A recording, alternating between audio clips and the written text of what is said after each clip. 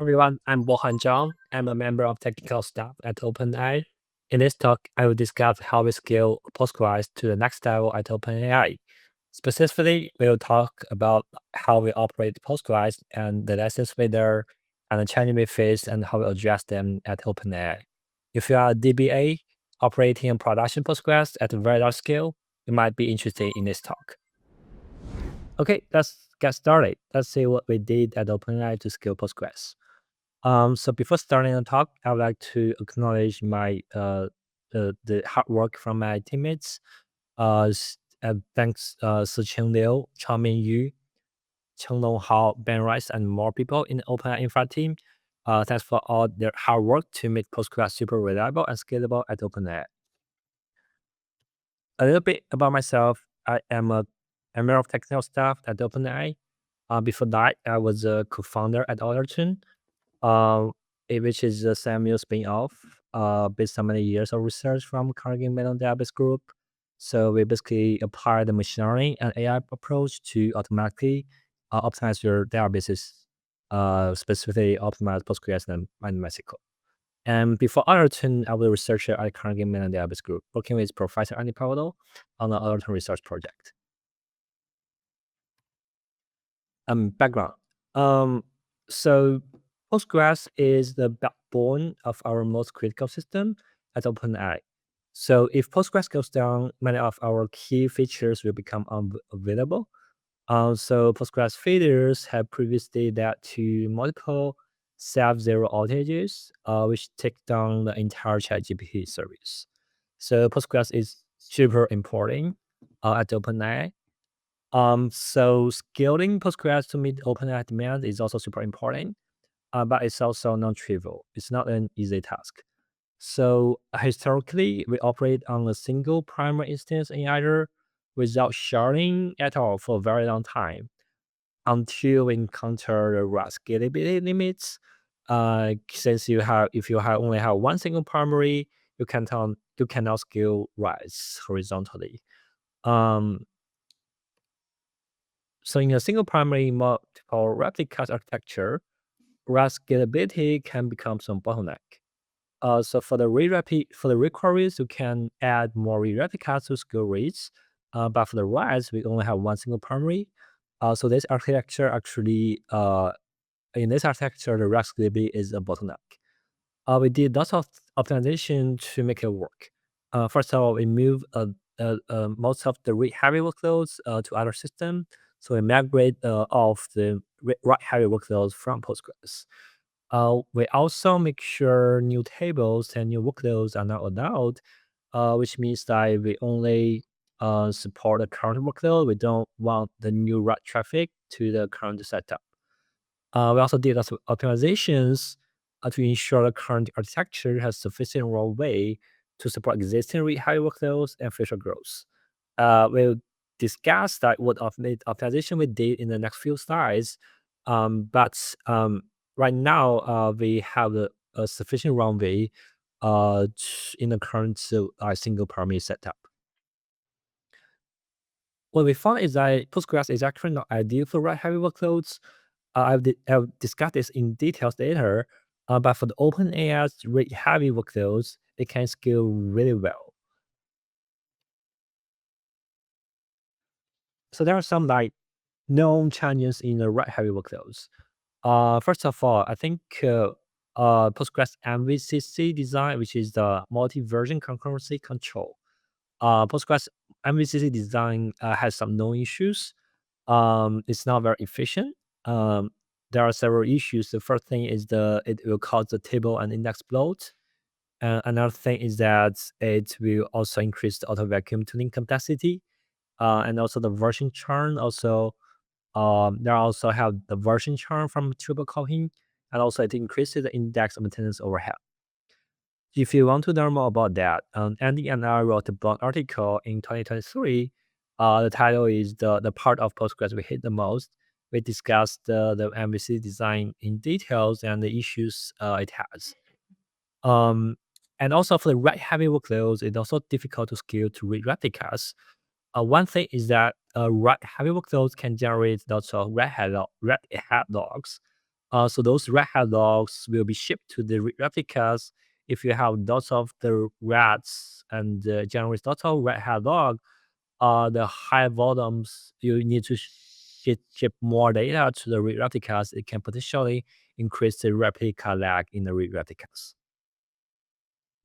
Another thing is that the problem even get worse when you have more replicas because the primary need to send the same copy of right hat log to many replicas. If you have many lots of replicas, the network bandwidth can be a bottleneck. That's why the heavy workload can change in Postgres. So after we migrate most of the heavy workload from Postgres, currently the really heavy workloads are still served by the onshore Postgres in error. The problem is how. The question is how. How can we just serve the OpenAI's really heavy workload in just in a cluster with just a single primary instance? We did lots of optimizations here. The first thing is that we try to reduce the load on the primary because we only have the one primary. We want to reduce the load as much as possible. Uh, i- Particularly, we want to reduce the load from both writes and reads. For the writes, we want to mitigate the write bugs in primary. So the writes, the first thing we did is that we migrated write heavy workload from Postgres to our systems, and also we reduce the number of writes at the application level because we also identify some bugs in the application side which generate unnecessary writes. So we carefully optimize the application to make sure it only writes to Postgres when necessary, and there will not be any like duplicates or unnecessary writes in the application. The start thing we did is that we also use daisy writes where possible to smooth out the write spikes, to avoid the spikes, and smooth it out.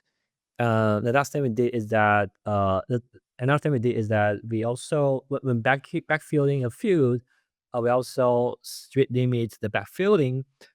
Usually it means that it may take us a week to backfill a field for our table, but it's really necessary because if you don't really limit the backfill, it will cause the write spike in Postgres, which can cause lots of issues. So when backfilling a field in Postgres tables, we will set the read limit on that. That's what we did for the writes. But for the reads, we also offload read queries from primary to read replicas because we want to offload uh, uh, the read query from primary whenever possible to also reduce the primary load. Because we only have one primary, if there is a read queries, I think if we can move to read replicas, we will not uh, we will not read from the primary. Some reads cannot be moved due to transactions. So for those queries which are required to stay on the primary, we want to make sure those queries are efficient in primary.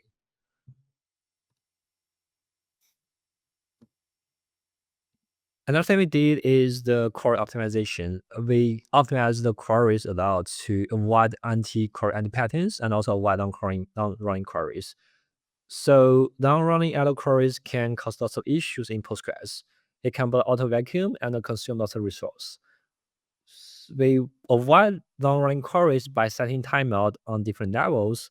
Um, we we set the idle instruction session timeout. That's a parameter in Postgres, will kill the queries if it's idle in the transaction for a long time.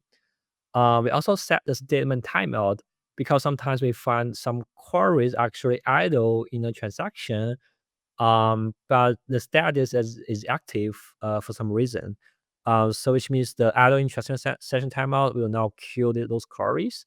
That's why we also need to set the statement timeout. In the meantime, we also set the client side timeout in the application. So if there are like some request is longer than a threshold, will in the application it will also kill that request. We also avoid OLTP query anti patterns because we observe multi-way joins in Postgres queries.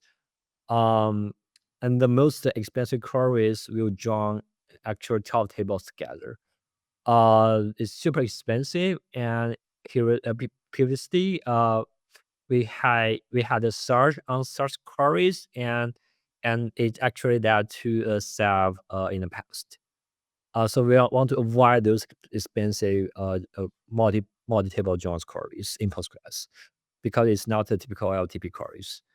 To avoid those expensive multi-way join queries, we actually modify the application code to make sure it to break down the joins in the application side.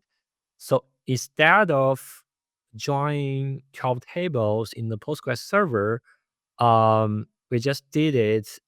We joined in the application so that Postgres queries will be still efficient. And in the application, I think we optimize on application level to make sure we don't have such expensive query in Postgres. Another thing we notice is that yeah, users don't write raw query, SQL queries in Postgres. They usually use ORM, but developing with an ORM can easily lead to inefficient queries because when writing with ORM, you don't know what's the query generated by the ORM, so usually it has some bad queries. So this requires the developers to carefully write the code using ORM to make sure it won't generate the bad queries.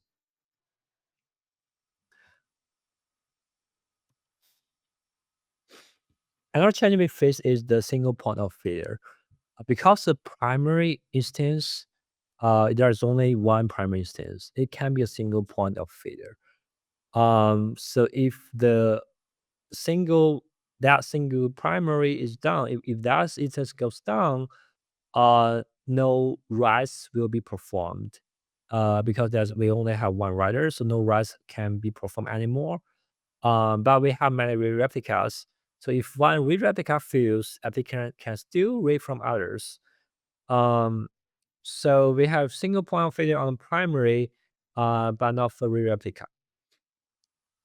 So in the application side, we make sure that most critical requests actually read only, and they only need to read from read replicas as they don't need to write or read from primary. Which means that even if the writer goes down, those critical requests can still operate by fetching data from read replica. So it usually will now cause the severe issues to our users. So if the primary goes down, it will be a sub 2 instead of a sub 0 or sub 1 because of the most critical requests can still operate by reading data from read replicas. So in this way, we can mitigate the impact of the single point of failure from primary. So besides that, we also categorize the request by priority. So the idea that some requests have high priority and some requests have low priority. So high priority requests will have a greater impact on users when they are unavailable. So it will cost sub zero compared to the low priority, which will only cost sub two. So we categorize the requests by the high priority versus low priority. And the next step is that for the high priority request, we want to make sure we have the dedicated replicas for those high priority requests to prevent them from being impacted by other like low priority requests. So idea that if there are some expensive queries in a low priority request, it will not impact the high priority request. So for example, if there are a spike in the expensive queries in the low priority request, they only affect the low priority request because we have a dedicated replicas for high priority request. So this can help us like avoid the outage, the sub zero, when there are issues in the low priority request.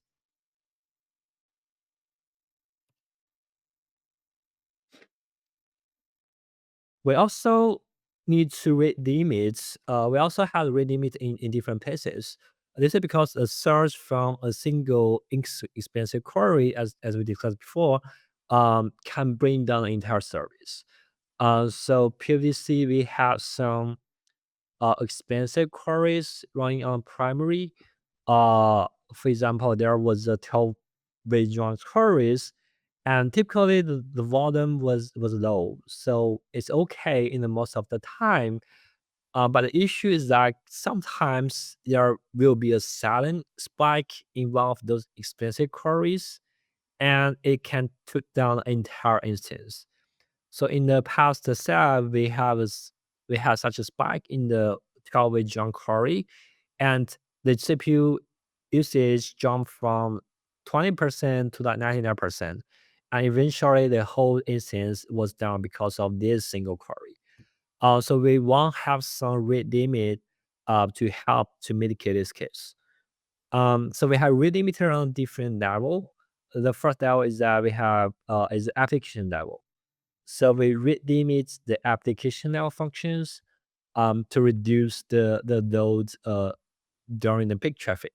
So idea is that for the application requests, we should have rate limit so that we don't have a spike from a specific users or specific region. Another level is the new is on a new connection. We also rate limit on the creation of the new connection because it's also super important for us to prevent connection pool exhaustion. So in the past, we saw some like the huge number of connections. It caused several lots of issues. So we also rate limit the creation of new connection to make sure the connection pool is not exhausted. We also rate limit for specific query digest. This is because the past the incidents we had, so the whole service was took down by a specific expensive query. So we have a feature to limit on specific query digest. So if the some queries, if that issue happen again, we can block the query entirely or set limit on specific query so that it will not eat a lot of results and break take down the whole service.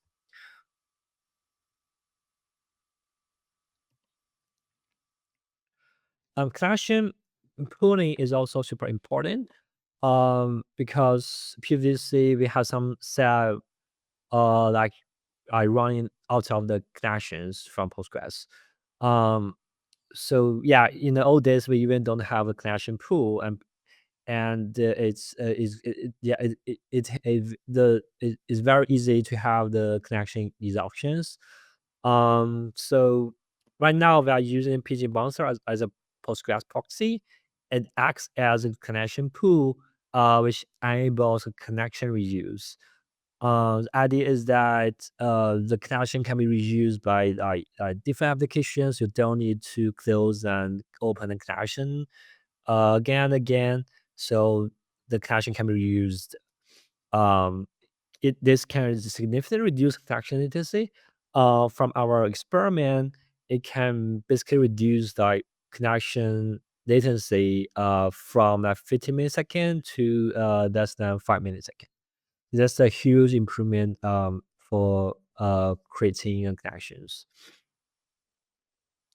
Uh, it also reduces the number of connections because those connections can be reused across different applications. This is super important for us given we have like 5,000 connection limit on primary, and there's a hard limit on the Postgres instance, and we cannot increase that limit. So we need to use those connections carefully, um, and connection pool and PG Bouncer help us. And it's also responsible for fill or to fill over. So if the read replica fails, sorry, not fail over, but if a read replica fails, the traffic will be automatically routed to other available replicas through the PG Monster.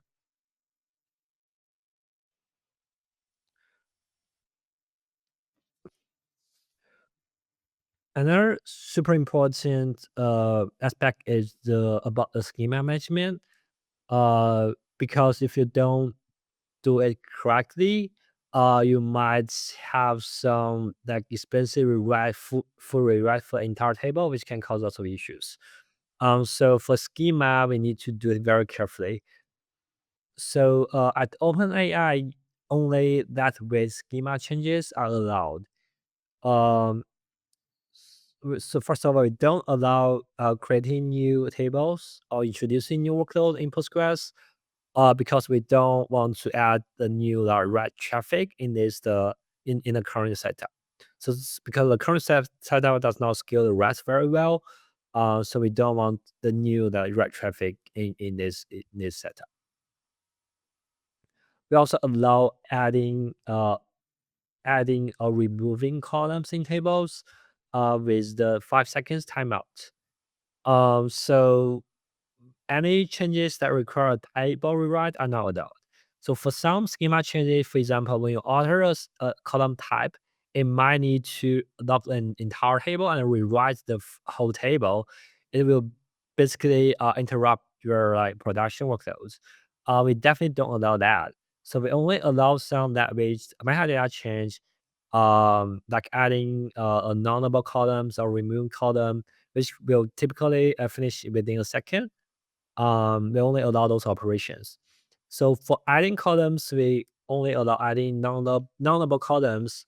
Otherwise, it may have some it may cause some full rewrite for the entire table. For example, if you set for the when adding a column, if you set the default to a dynamic variable, it might it might trigger rewrite for the entire table. So for adding a column, we also require the column be nullable.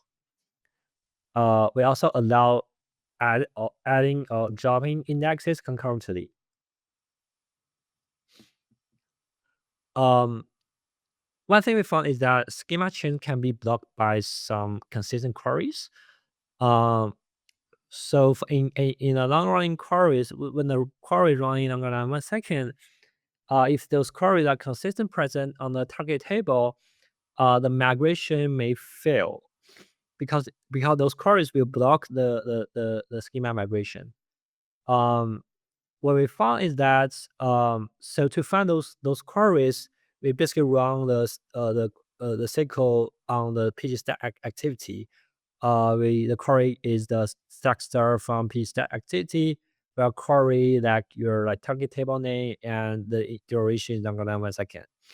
We run this query periodically, and if some queries like consistent present, it means that those queries are actually blocking the schema migration for that on the target table. Um, so if we find those queries, we can either fix those queries in the application, like to optimize queries to avoid those query consistent to avoid those long running queries, or we can move them to replicas so that it will unblock the schema migration on the primary immediately.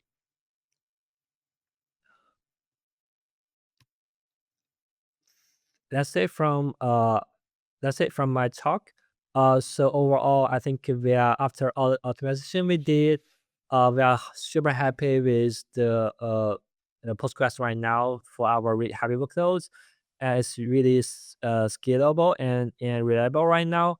I think in the past 6 months, we don't have any sub zero regarding to Postgres. We do have one sub zero, but it's just because of we have a sudden spike of the write traffic. Um, and besides that, we don't see any that sub zero on Postgres instance. So I think the lesson is that for write heavy workload, uh, Postgres might not be suitable, but for read heavy workload at OpenAI, if you optimize it carefully, I think it can scale the OpenAI's workload, read heavy workload to a very large scale, even with a single primary multi-read player architecture without sharding at all. Thank you.